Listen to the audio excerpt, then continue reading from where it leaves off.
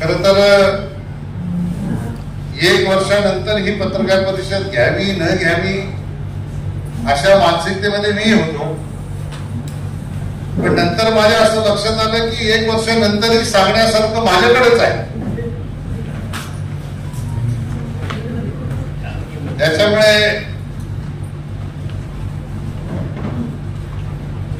कोणी आपण केलेल्या कामाचं श्रेय घेऊ पाहत असेल तर आपलं काम अजून पुन्हा एकदा जनतेसमोर आणण्याचं काम आपण केलं पाहिजे. मध्ये एक पत्रकार परिषद झाली आणि मला असं वाटतं की मला बदलापूरला कुठल्या तरी पत्रकारांनी प्रश्न विचारला होता, मला आता आठवत नाही नाव, आणि लोकसभेचा निकाल लागून साधारणतः 1-1.5 महिना झाला असेल. मी त्याला उत्तर असं दिलं होतं की 1-1.5 महिन्यात कोणीच काम करू शकत नाही. कोणीही लोकप्रतिनिधी निवडून आल्यानंतर त्याला 1 वर्षाचा तरी कालावधी आपण दिला पाहिजे, आणि मग 1 वर्षाने आपण विचारू नेमकं काय केलं काय नाही. तर मला असं वाटतं कोणी विचारण्याच्या पूर्वीच आपल्या सगळ्यांच्या समोर हा विषय आलेला आहे. आणि ती पत्रकार परिषद जाहीर झाल्यापासून मला अनेक कार्यकर्ते, अनेक आपल्यासारखे पत्रकार सहकारी हे भेटत होते, तेव्हा ते सांगत होते की पत्रकार परिषदेमध्ये काय होणार, काय सांगणार. बोला आता मला काय माहिती, तुम्हाला माहित असेल, तुम्ही फिरताय, तुम्हाला जास्त माहिती, सांगण्यासारखं काय असेल तर सांगणार. पण मला असं वाटलं होतं की मोठा धमाका वगैरे होणार 25 तारखेला. कुठला धमाका? त्या भिवंडीच्या जनतेला कदाचित सुखद धक्का मिळेल की आजपासून टोरॅन्ट बंद करा, असं काही घोषणा असेल असं मला वाटलं होतं. आणि बाकी सगळं जे काय सांगितलं ते सगळं पत्राच्या माध्यमातूनच सांगितलं.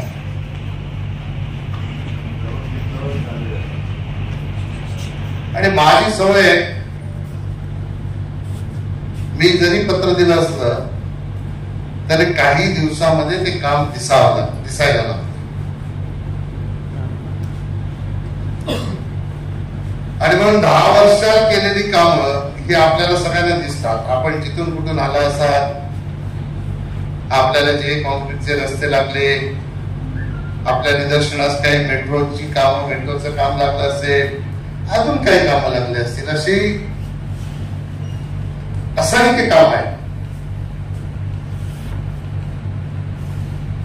ज्यांची यादी वाचायला घेतली तर कमीत कमी 2-3 तास लागतील.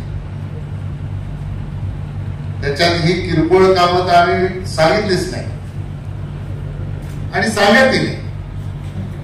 लोकप्रतिनिधी हा निवडून आला म्हणजेच लोकप्रतिनिधी होतो असं नाही.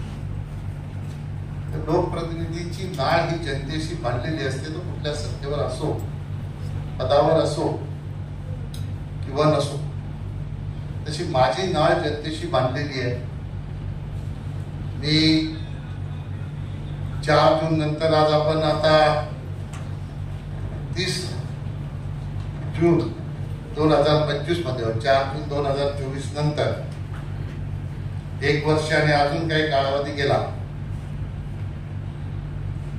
या 1 वर्षाच्या कालखंडामध्ये बरीच अशी कामं आपण 1 वर्षात ही मंजूर केलेली आहे. काही कामांच्या मागण्या केलेल्या आहेत आणि निश्चितपणाने ती कामं ही मार्गी आपण लावू. पण ज्या काही जनतेला मागच्या 1 वर्षापासून अपेक्षा होत्या त्या जनतेचा भ्रमनिरास झालेला आहे.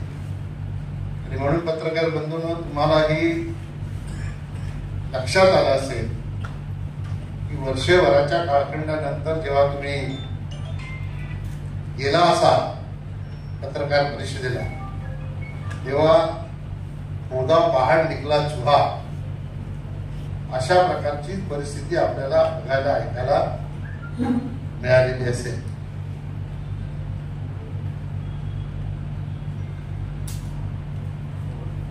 मला असं वाटतंय मी काही गोष्टी आपल्याशी प्रश्नांच्या माध्यमातून उत्तरे देताना शेअर करणार आहे. पण त्यापूर्वी भिवंडीमध्ये काही परिस्थिती निर्माण झाली, काही मुरबाडला झाली असेल, काही शहापूरला झाली असेल, त्या बाबतीत जनतेच्या काही भावना ज्या प्रतिक्रियाच्या माध्यमातून व्यक्त झालेल्या आहेत. वर्षभरामध्ये पत्रकार म्हणून आपल्याला काय अपेक्षित असेल, वर्षभरामध्ये मतदार म्हणून मतदारांना अपेक्षित असेल, त्या मतदारांच्या माध्यमातून व्यक्त झालेल्या ज्या भावना आहेत, ज्या आम्ही ही सोशल मीडियाच्या माध्यमातूनच बघितलेल्या आहेत, ऐकल्या आहेत. आणि त्या भावना पुन्हा एकदा जनतेपर्यंत जाव्या, उजागर व्हाव्या, याच्यासाठी एक छोटे छोटे 2-4 किती व्हिडिओ आहेत, 2-2 मिनिटांचे काही व्हिडिओ आहेत.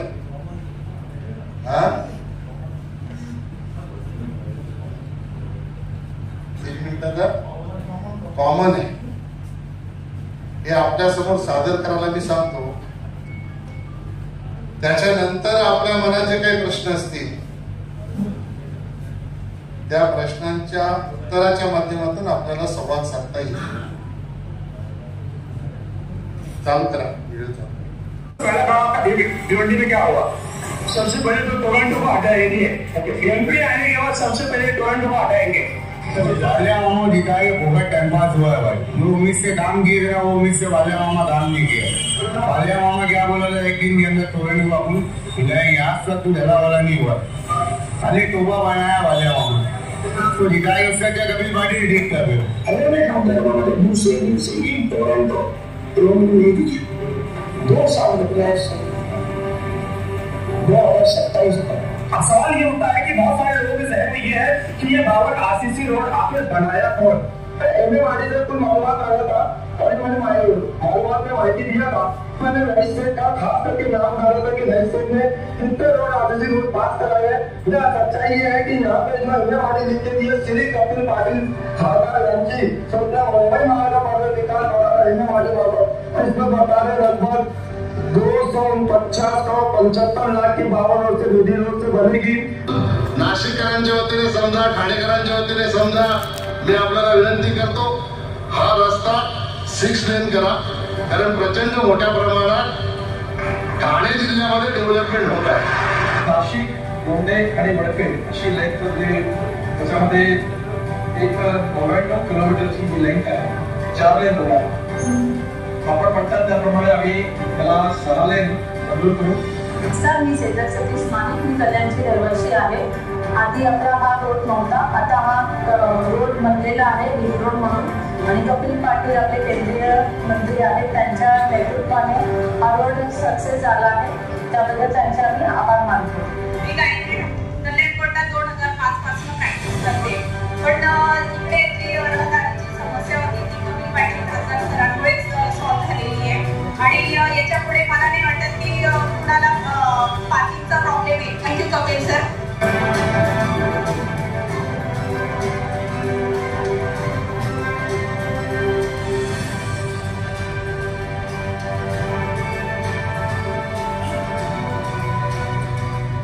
सरकारच्या राष्ट्रीय आरोग्य अभियानाच्या माध्यमातून बाळ आणि माता संगोपन जिल्हा रुग्णालय भिवंडी शहरामध्ये देशाचे प्रधानमंत्री आदरणीय नरेंद्र मोदीजी त्यांच्या आशीर्वादाने मंजूर झाले.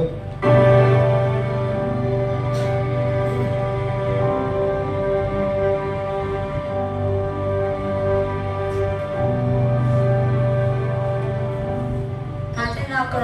दळली गावी कपड्याचं मनोरंजन आपण ज्यांनी वाट बघत होतो ते आज ते महिला संघर्ष मोर्चा यांनी कपिल पाटील साहेबांची भेट घेतल्यामुळे त्यांच्यामुळे आज सुखाचे दिवस बघायला लागले. ते आज कामदार म्हणजे कपिल पाटील साहेब यांच्यामुळे लागले. यांचे असे आभार मानून खूप खूप शुभेच्छा.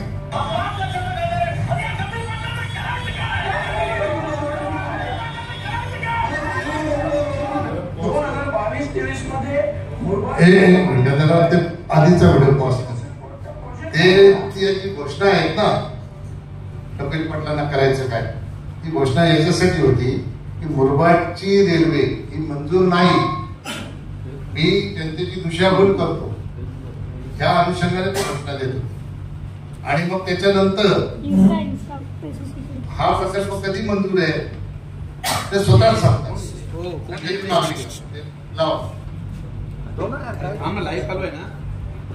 मी तुम्हाला शाश्वत करतो, मी काही मुरबाडची रेल्वे वाऱ्यावर सोडणार नाही. माझं पूर्ण लक्ष मुरबाडच्या रेल्वेकडे आहे. मुरबाडची रेल्वे करण्याच्यासाठी मी 100% माझं योगदान देणार आहे.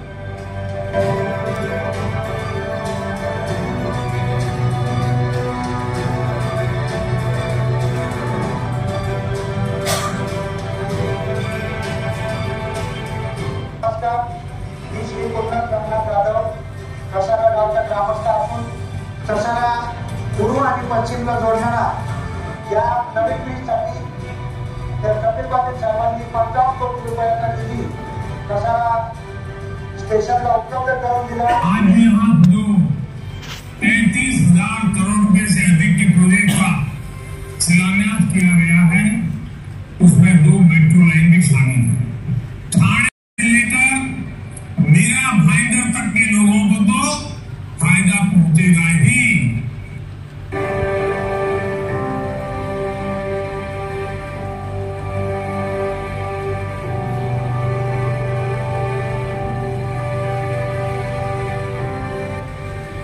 पहिला पिक्चर आला होता एक था टाइगर, नंतर पिक्चर आला टाइगर जिंदा है, तिसरा पिक्चर आला टाइगर रिटर्न. मी तुम्हाला विश्वास देतो कपिल पाटील हे तुमच्या सगळ्यांच्या आशीर्वादाने, देवेंद्रजींच्या आशीर्वादाने, मोदीजींच्या आशीर्वादाने अशा उंचीपर्यंत गेलेले आहे की आपल्याला कोणातही काम करायला कुठल्या पदाची आवश्यकता आहे असं मला तरी वाटत नाही. ते कुठल्याही पदावर नसतो तरी तुम्हाला कुठलंही काम कुठेही असलं नाही ते काम शोधण्याची ताकद त्याची पाहणे या सगळ्या नेत्यांच्यामुळे आपल्याकडे आहे. आता विश्वास आजच्या या निमित्ताने मी देतो.